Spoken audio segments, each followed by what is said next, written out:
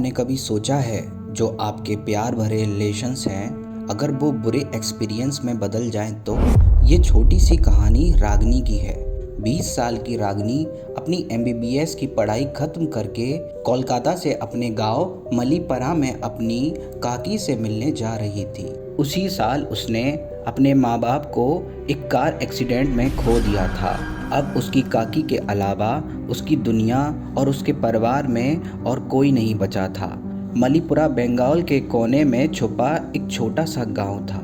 जब रागनी की ट्रेन दोपहर के 2 बजे गांव पहुंची और जब वो मलीपरा स्टेशन पर उतरी तो मई की तपती गर्मी में भी मलीपरा की हवा में एक अजीब सी ठंडक थी। स्टेशन पर उसकी काकी उसको लेने आई थी। रागनी से मिलते ही उन्होंने ज़्यादा कुछ नहीं कहा और ना ही उससे कुछ पूछा। बस हल्का सा मुस्कुरा के पहले रागनी के सर पर हाथ फेरा और फिर उसका बैग उठाकर गाड़ी की तरफ चल पड़ी। गाड़ी में बैठी रागनी पूरे रास्ते बस खिड़की से बाहर ही देख रही थी। खेत, तालाब, कच्चे रास्ते, सब कुछ वैसा ही था। सिर्फ एक चीज़ अलग थी कि भरी शाम में भी गलियां सुनसान पड़ी थी। न बच्चे बाहर खेल रहे थे और ना ही औरतें पेड़ों के नीचे बैठकर बातें कर रही थीं। उसे ये सब बहुत अजीब लगा। उसने जब इसकी वजह अपनी काकी से पूछी तो उन्होंने बात को बदल दिया। रागनी की काकी उनकी खानदानी कोठी में रहती थी। गांव से थोड़ा बाहर पीपल के घने पेड़ों से घिरी एक कोठी, जिसकी छत से गांव का एक पुराना तालाब दिखता था। कोठी के अंदर घुसते ही रागनी के बचपन की यादें ताज़ा हो गईं। उस रात रागनी ने अपने कमरे में ही खाना खाया और थकान की वजह से वो जल्दी सो गई। अगली सुबह उसे काकी के साथ गांव के बाजार जाना था। रात के करीब 2 बज रहे होंगे जब रागनी की आंख अचानक से खुली। उसकी चद्दर जमीन पर गिरी हुई थी। वो जैसे ही अपनी चद्दर उठाने झुकी, उसे अपने कमरे के बाहर से एक आवाज़ आई। उसने थोड़ा गौर से आवाज़ को सुना तो उसे लगा शायद कोई उसे बुला रहा है। रागिनी, रागिनी, ओ रागिनी।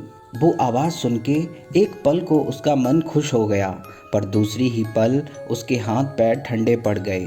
वो आवाज़ तो उसकी माँ की थी, पर यह कैसे हो सकता था? रागिनी ने फिर से इस बार बहुत ध्यान से उस आवाज़ को सुनने की कोशिश की और दरवाजे की तरफ गई, पर उसे कुछ भी नहीं सुनाई दिया। शायद वो अभी भी नींद में ही थी। उसने सोचा कि उसकी माँ की आवाज़ उसके सपनों में ही सुनाई दे सकती है। ये सोचकर रागिनी वापस सोने चली गई। अगली कुछ रातें बिल्कुल नॉर्मल थी, पर किसी न किसी वजह से रागिनी उस कोठी में अच्छे से सो नहीं पा रही थी। हर रात उसे लगता था कि वो आवाज़ उसे फिर से सुनने को मिलेगी, भले ही सपनों में ही सही। एक ऐसी ही रात उसे नींद नहीं आ रही थी। कई बार करवटें बदलने के बाद परेशान होकर वो अपने बिस्तर से उठ गई। उस रात उसे उस कमरे में एक अजीब सी घुटन हो रही थी और इसलिए उसने अपनी माँ का दुपट्टा ओढ़ा और खुली हवा के लिए कोठी की छत पर चली गई। छत पर एक चेयर पर बैठकर रागिनी उसी गांव के पुराने तालाब को देखने लगी। इतने अंधेरे में भी वो तालाब न जाने कैसे साफ दिख रहा था। दूर दूर तक कोई आवाज़ नहीं थी, बस रात का सन्नाटा था। तभी अचानक से छत का इकलौता बल्ब बंद हो गया। पुराने घरों में ऐसा अक्सर होता है। रागिनी ये सोचकर अपने फ़ोन की टॉर्च ऑन की। तभी अचानक छत की सीढ़ियों के पास से फिर वही आवाज़ आई, रागिनी बेटा, नीचे आ जा, नहीं तो ठंड लग जाएगी। वो आवाज़ सुनते ही मानो छाया का शरीर वही जम गया और तभी न जाने कहाँ से एक ठंडी हवा का झोंका आया और जो दुपट्टा उसने ओढ़ रखा था वो उसके कंधे से गिर गया, जैसे किसी ने उसे ज़ोर से खींचा हो। मेरे पास आ जाओ बेटा, कब से बुला रही हूँ। इस बार वो आवाज़ बहुत पास से आई थी, जैसे कोई उसके कान में फुसफुसा रहा हो। रागिनी तुरंत पीछे पलटी, लेकिन वहाँ कोई नहीं था। तभी कुर्सी की तरफ से एक आवाज़ आई, मैं तेरा इंतज़ार कर रही हूँ रागिनी, जल्दी आ। अब रागिनी ने मुड़कर चेयर की तरफ देखा तो उसे वहाँ एक औरत का काला साया नजर आया। रागिनी को लगा कि वो उसकी माँ है और वो साये की तरफ आगे बढ़ने लगी और तभी एकदम से किसी ने रागिनी का हाथ पकड़ा और उसे आगे बढ़ने से रोक दिया। वो और कोई नहीं था बल्कि उसकी काकी थी। तब रागिनी रुकी और उसने नीचे देखा कि अगर वो एक और कदम आगे बढ़ाती तो शायद वो छत से ही नीचे गिर जाती। वो काला साया जो रागिनी को दिख रहा था अब कहीं नहीं था। रागिनी ने अपनी काकी को अपने साथ हुए पूरे किस्से को बताया और वो सुनने के बाद रागिनी की काकी थोड़ा परेशान हो गई। उन्होंने रागिनी को कुछ ऐसा बताया जिसे सुनकर रागिनी के होश उड़ गए। उसकी काकी ने बताया कि शाम को वो गांव इसलिए सुनसान हो जाता है क्योंकि वहाँ से लोग गायब हो रहे हैं। गांव के तांत्रिक के मुताबिक गांव पर एक निशी डाक का साया पड़ चुका है।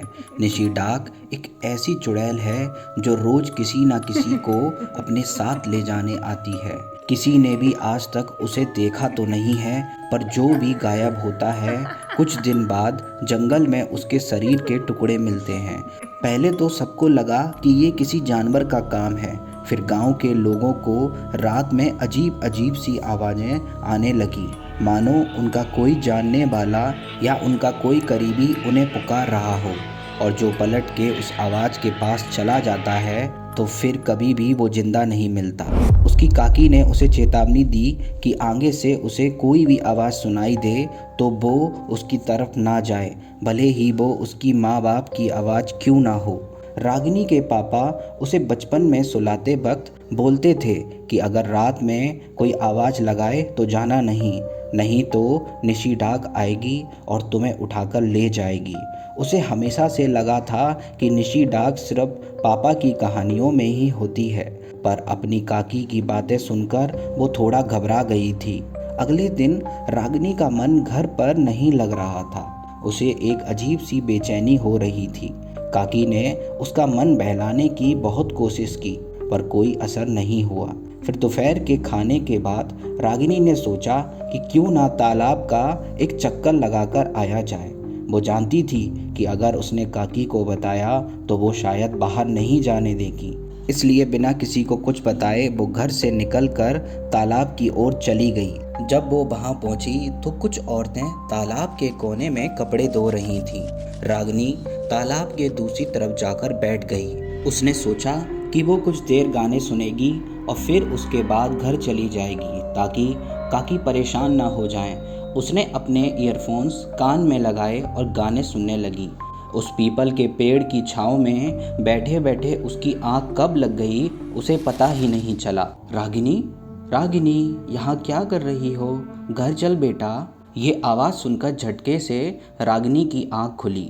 सूरज डूब चुका था और अंधेरा होने लगा था। दूर दूर तक वहाँ कोई नहीं था। रागिनी वहाँ से जाने के लिए फट से खड़ी हुई और तभी उसने देखा कि तालाब के पास एक औरत अभी भी कपड़े धो रही है। रागिनी को ये बात बहुत अजीब लगी। वो उस औरत के पास गई तो उसे समझ आया कि वो औरत बार बार एक ही कपड़े को धोए जा रही है। रात के अंधेरे में काली साड़ी पहने वो औरत रागिनी की माँ का वही दुपट्टा धो रही थी जो एक रात पहले रागिनी ओढ़कर छत पर गई थी। उस रात की बेहोशी के बाद वो उस दुपट्टे के बारे में पूरी तरह से भूल गई थी। तभी अचानक से रागिनी की नज़र ज़मीन पर गई। उसने देखा कि उस औरत की ज़मीन पर कोई परछाई ही नहीं पड़ रही थी। रागिनी बहुत ज़्यादा घबरा गई। उस औरत का चेहरा घूंघट में ढका हुआ था। रागिनी चुपचाप वहाँ से वापस जाने ही वाली थी कि तभी रागिनी को पीछे से एक आवाज़ आई, आ गई मेरी रागिनी।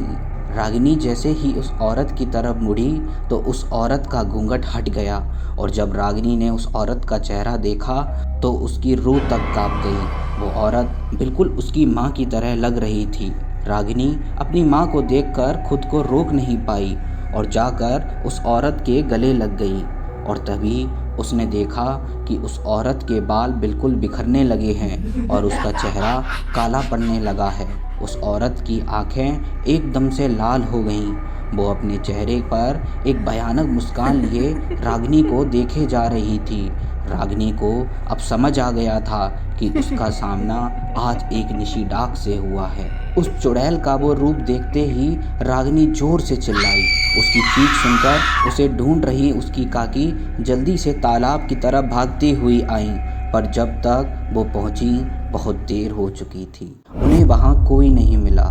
अगर कुछ मिला तो वही पुराना दुपट्टा और रागिनी का फ़ोन। रागिनी को ढूंढने के लिए उसकी काकी पूरी रात भटकी और जब वो आखिरी बार तालाब के पास आईं तो उन्हें जंगल की तरफ से रागिनी की प्यारी सी आवाज़ उनके कानों में गूंजी। काकी, आप आ गई क्या काकी? गाइस, आपको ये स्टोरी कैसी लगी हमें कमेंट करके ज़रूर बताना और ऐसी ही वीडियोस के लिए हमारे प्यारे चैनल द ब्रूटल टॉक्स को सब्सक्राइब जरूर कर लेना।